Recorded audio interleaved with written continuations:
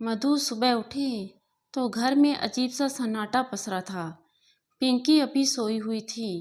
मधु ने पिंकी को देखा और सोचने लगी कि अब उसकी ज़िंदगी का सिर्फ एक ही मकसद होगा, पिंकी के भविष्य को अच्छा बनाना।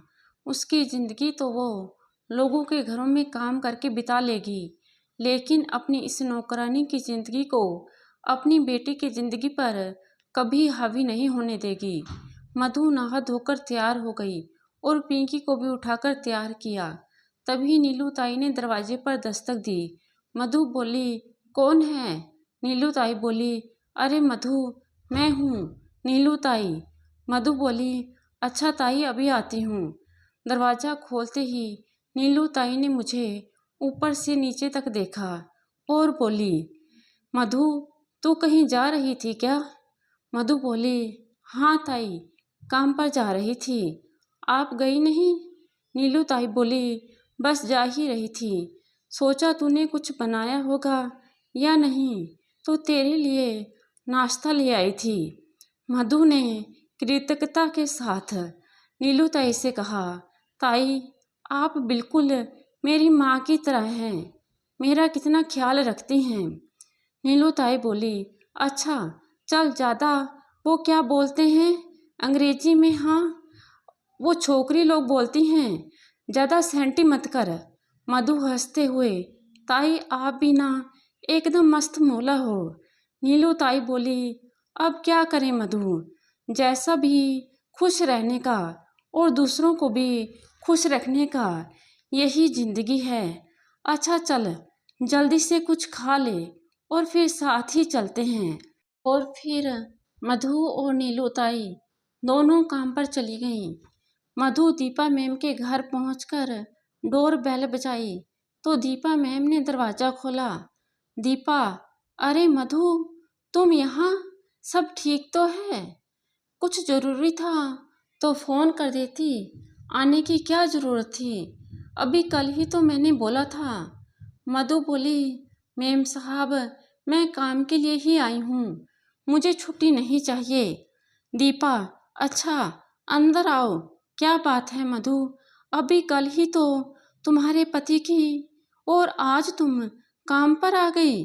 अगर तुम ये सोच रही हो कि मैं किसी और को रख लूँगी तो ऐसा नहीं है। मधु बोली, नहीं मैम साहब, बात वो नहीं है, बस उस घर में अब रहने का मन नहीं कर रहा तो सोचा काम पर ही आ जाऊं। दीपा बोली, वो तो ऐसी बात है तो फिर ठीक है, वरना इतनी जल्दी मैं तो घबरा गई थी। और फिर मधु अपने कामों में लग गई। इस तरह कई महीने बीत गए। उसकी पिंकी का मैम साहब ने स्कूल में दाखिला करा दिया और मधु की ज़िंदगी बेहतर चल रही थी। पिंकी भी बहुत होशियार थी, अपनी माँ की सारी बातें मानती और स्कूल से आने के बाद मधु के साथ रहती थी। प्रिंस तो उसके साथ जब भी फ्री होता तो खेल लेता।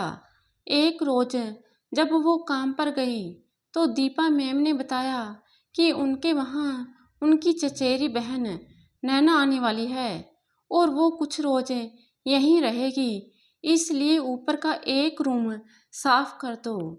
मधु ने ऊपर का कमरा साफ करने के बाद जब दीपा के कमरे में गई तो कहा, मधु बोली, मैम साहब, मैं पिंकी को स्कूल से ले आती हूँ और फिर खाना बनाती हूँ, आप बता दीजिए खाने में क्या बनेगा, मैं बाजार से सब्जी लेती आऊँगी।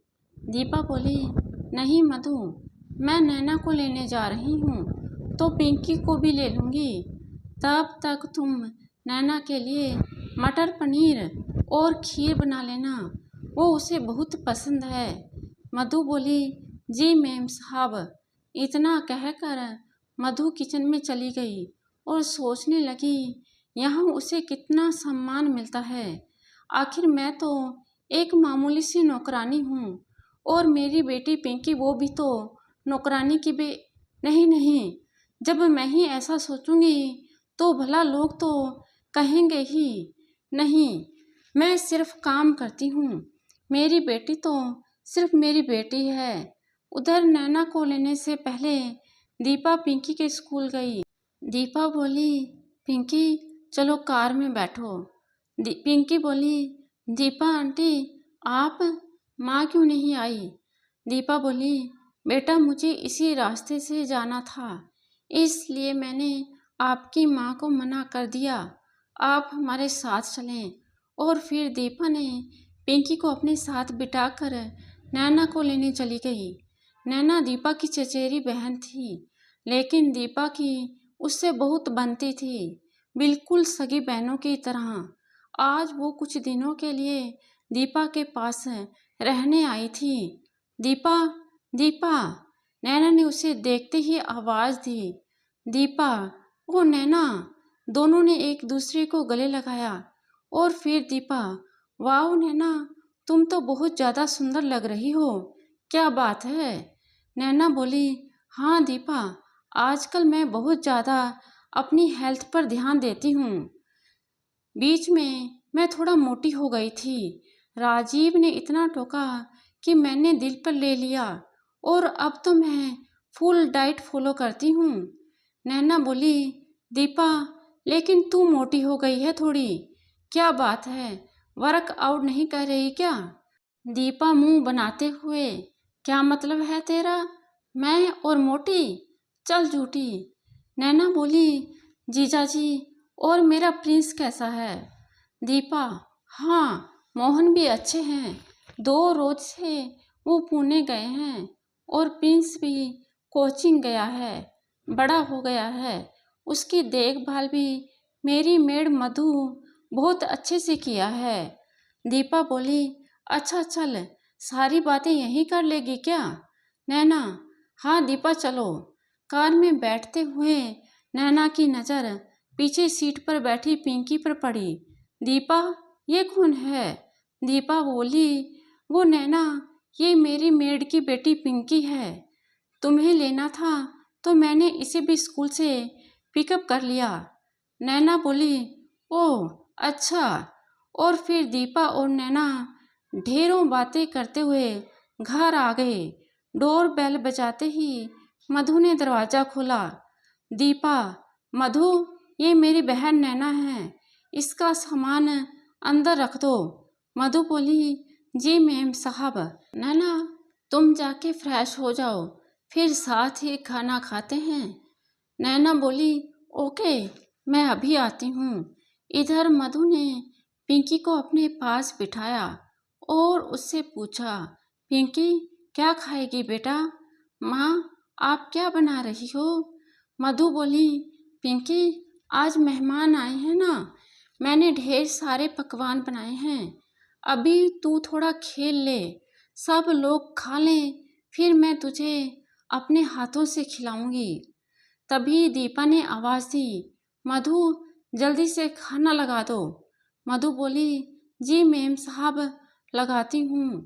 मधु ने डाइनिंग टेबल पर खाना सजा दिया और दीपा मैम साहब ने मधु से कहा, जाओ मधु, नैना को बुला लाओ। मधु बोली, जी अभी जाती हूँ।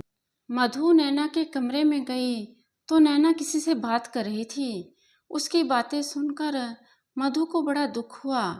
नैना कह रही थी, अरे दीपा को तो समाज सेवा का ऐसा नशा चढ़ा रहता है कि वो अपनी नौकरानी की बेटी को खुद ही स्कूल लेने चली जाती है और नौकरानी पर कोई दबाव भी नहीं है। भला इन छोटे लोगों को इतना भी सिर नहीं चढ़ाना चाहिए कि पूरा घर ही हवाले कर दो। खैर अभी तो मैं आई हूँ, दीपा को समझाऊंगी। अच्छा राजीव, मैं फ़ोन रखती हूँ, बाद में बात करते हैं। इतना सब कहने के बाद नैना ने जैसे ही फ़ोन रखा, मधु उल्टे पांव वापस किचन में आ गई और सोचने लगी कि क्या यही उसकी औकात है? सही तो है, आखिर लोगों के घरों में काम करने वाले छोटे ही तो होते हैं। तभी दीपा ने आवाज़ दी, मधु कहाँ हो? मधु ने अपने आंचल से अपने आंसुओं को साफ करते हुए बाहर आकर सबको खाना सर्व करने लगी।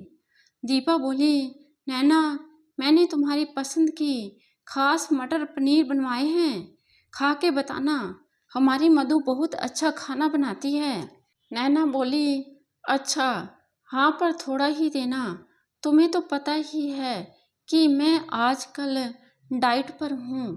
दीपा हंसते हुए, हाँ ठीक है, पर एक दिन से कुछ नहीं होगा, खा ले। दीपा बोली, मधु तुम भी जाके खाना खा लो और पिंकी को भी खिला देना, आज तो उसकी फेवरेट खीर जो बनी है। ये सुनकर ऐसा लगा कि नैना को ये बात बुरी लगी। मधु बोली, मैम साहब पहले आप लोग खा लें, मैं टेबल साफ करके फिर खा लूँगी।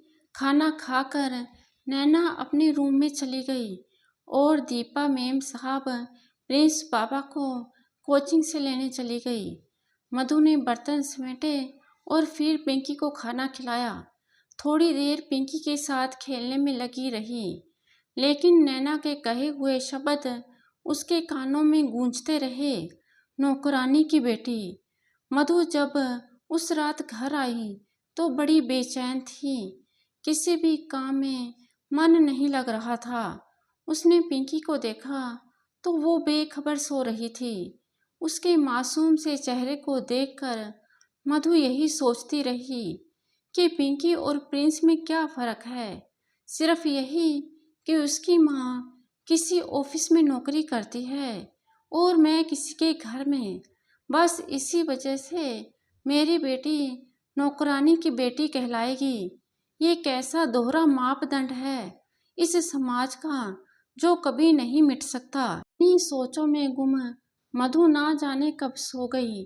सुबह आँख खुली तो जल्दी से उसने खुद को और पिंकी को तैयार किया और पिंकी को स्कूल छोड़ने के बाद वो दीपा मैडम के घर पहुंची तो दरवाज़ा आज प्रिंस बाबा ने खोला। दरवाज़ा खोलते ही प्रिंस बाबा मुझसे लिपट गए और बोले, मधु आंटी आज आप मेरे लिए मेरा फेवरेट चॉकलेट शेक बना दें।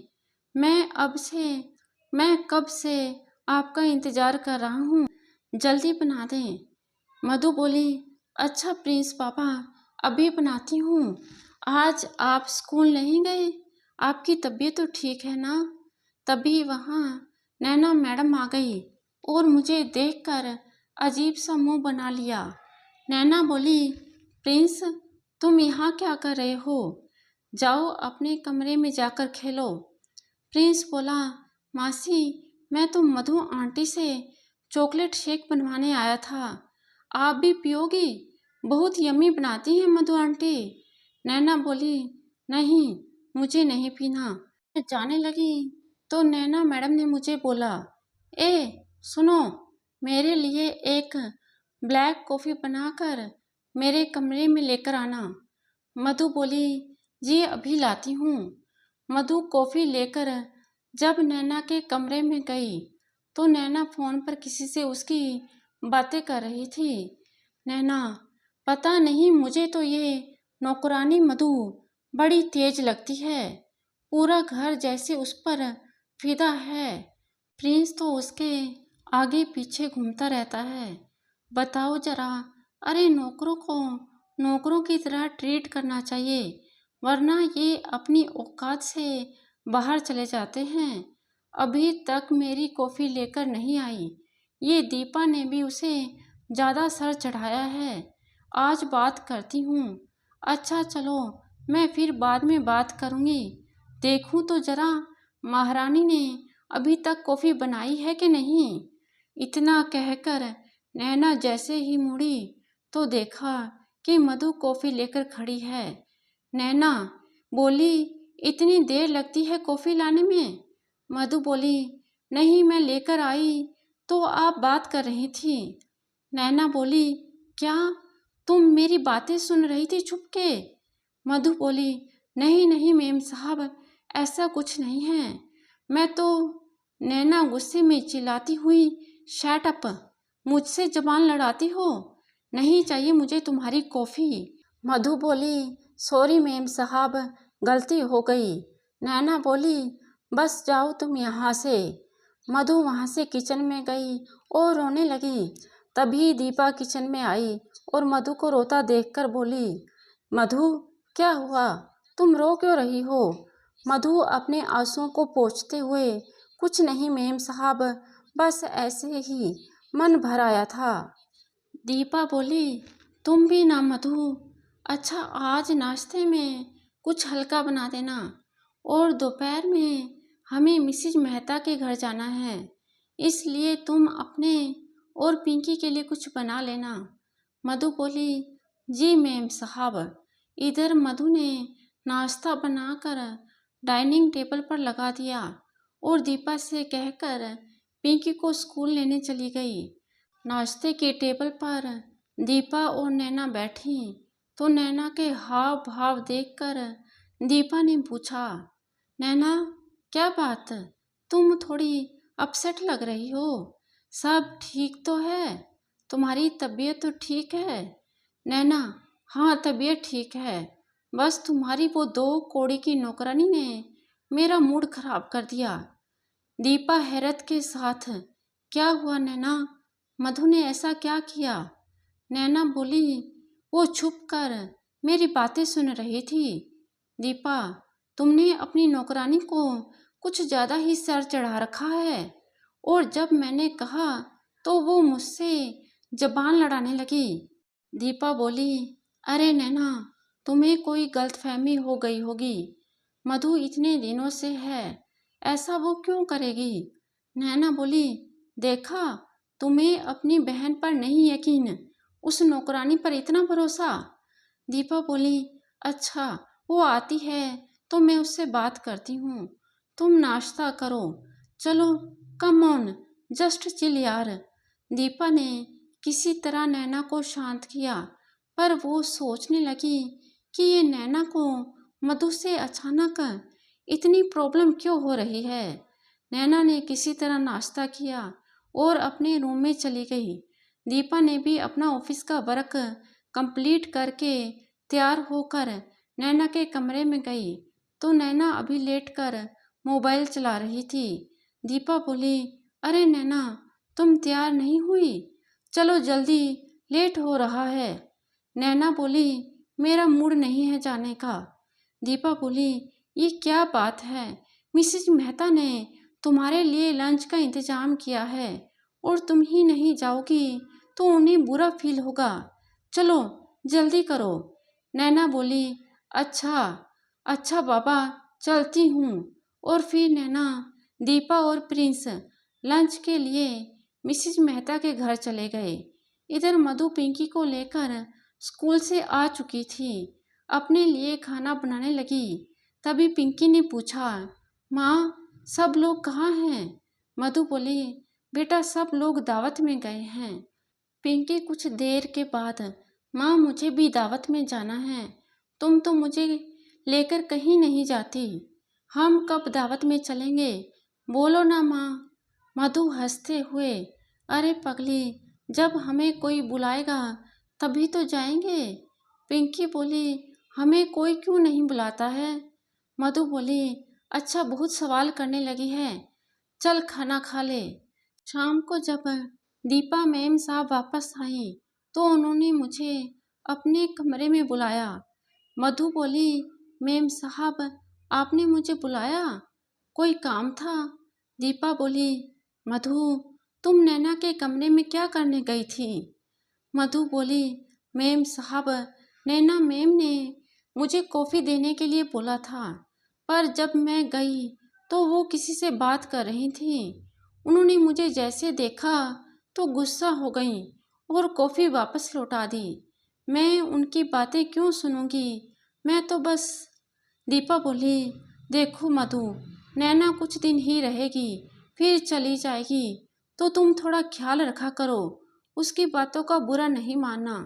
मधु बोली, जी मैम साहब। दीपा, अच्छा तुम खाना बनाकर आज जल्दी चले जाना। मधु बोली, जी मैम साहब। मधु ने जल्दी से रात का खाना बनाया और वापस घर चली गई।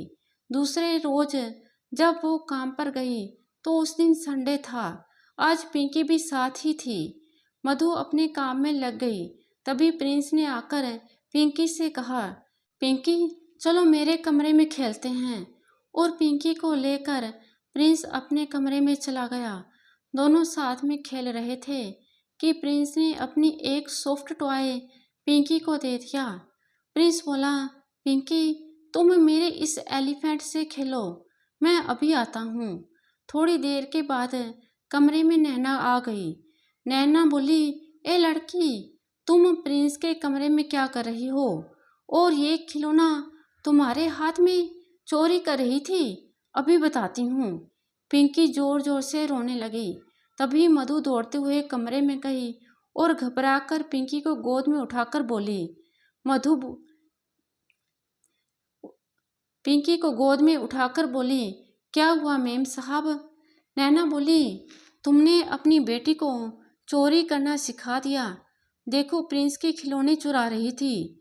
मधु बोली, नहीं मेरी बेटी चोर नहीं है। आप ये क्या कह रही हैं? नैना बोली, अच्छा तो पूछो ये खिलौना इसके पास कहाँ से आया, पूछो। मधु बोली, पिंकी ये खिलौना तुमने खुद लिया? पिंकी बोली, नहीं वो प्रिंस बाबा ने दिया है। नैना बोली, देखो तो जरा कैसे झूठ बोल रही है। इतनी छोटी सी बच्ची, आखिर छोटे लोग अपनी औकात दिखा ही देते हैं। मधु बोली, मेम साहब आप ऐसा मत कहें, हम कोई चोर नहीं हैं, मेहनत का खाते हैं। तभी दीपा कमरे में आती है। क्या हुआ, इतना शोर, क्या बात है नैना, तुम्हें कुछ चाहिए था? नैना बोली, अरे दीपा, ये जो पिंकी है इसने मेरे प्रिंस के खिलौने चुरा रही थी। मैंने देखा तो छुपाने लगी। दीपा बोली, नैना तुम भी ना, तुम्हें कोई गलतफहमी हुई है।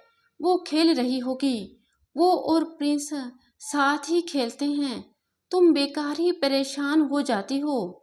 आओ चलो मेरे साथ, मैंने तुम्हारे लिए कुछ मंगवाया था, आ गया है, चलो देख लो। मधु तुम 2 कप चाय बनाकर ले आओ। मधु बोली, जी मैम साहब। चल पिंकी। दीपा नैना मैडम को कमरे में ले गई और उसे समझाने की कोशिश की।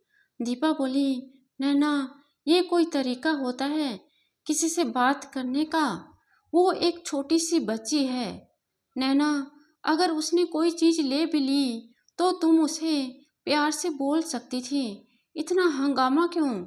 नैना बोली, दीपा आखिर तुम्हें क्या हो गया है? उस 2 टके की नौकरानी और उसकी बेटी ने तुम पर कोई जादू कर दिया है। तुम अपनी बहन को झूठा समझ रही हो। दीपा बोली, ऐसी कोई बात नहीं है, तुम बेकार ही बात को बढ़ा रही हो। मधु यहाँ काम करती है और प्रिंस की जिम्मेदारी भी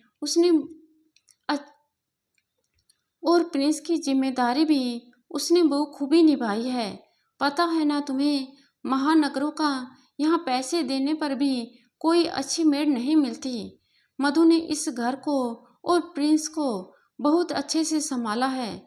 सब कुछ उसने मैनेज किया।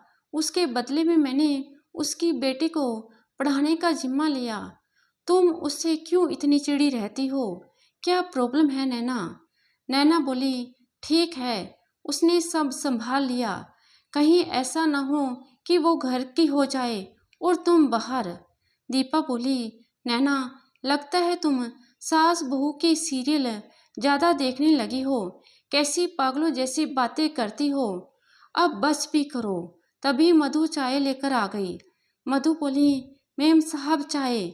दीपा बोली, हाँ टेबल पर रख दो। मधु बोली, मेम साहब रात में खाने में क्या बनाना है? दीपा बोली, कुछ भी बना लो। मधु बोली, ठीक है मेम साहब। मधु के जाने के बाद दीपा ने नैना को बहुत समझाया, लेकिन ना जाने नैना के दिमाग में क्या चल रहा था कि वो कुछ भी सुनने को तैयार नहीं थी। मधु जब घर पहुंची तो पिंकी बहुत उदास थी। मधु ने पिंकी से पूछा, पिंकी क्या बात है, तू इतनी चुपचाप क्यों है? आज की बात से देख बेटा, नैना आंटी को कुछ गलतफहमी हो गई थी, इसलिए उन्होंने ऐसा बोला। इसमें परेशान होने की जरूरत नहीं है। मेरी पिंकी तो बहुत अच्छी है ना। पिंकी कुछ देर चुप होकर बोली, माँ, मैं जब बड़ी हो जाऊंगी तो तुम्हें काम नहीं करना पड़ेगा। मैं तुम्हारे लिए बिल्कुल मेम साहब जैसी गाड़ी खरीदूंगी और फिर नैना आंटी को पता चलेगा कि मैं चोर नहीं हूँ। मधु ने झट से पिंकी के मुंह पर हाथ रखकर उसे चुप कराया।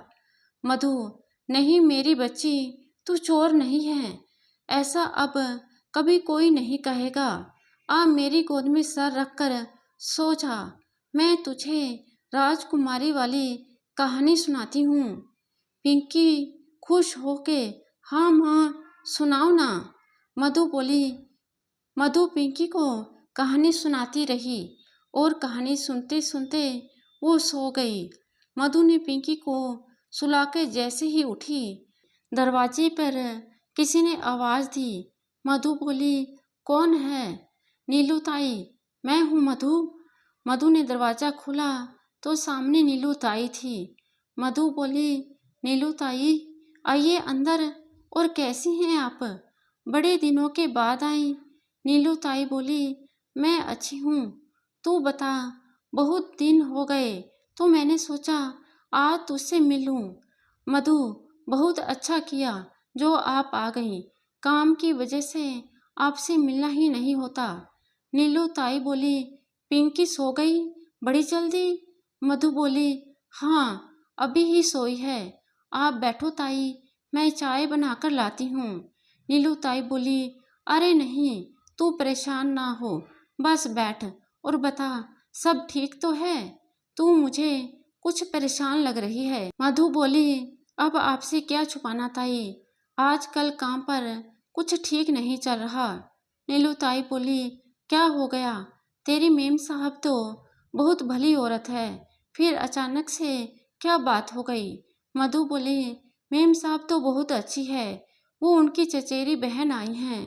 वो मुझसे पता नहीं क्यों इतना जलती है, हर वक्त मुझे उल्टा सीधा बोलती है और आज तो उन्होंने मेरी पिंकी को चोर बोल दिया। इतना कहकर मधु रोने लगी।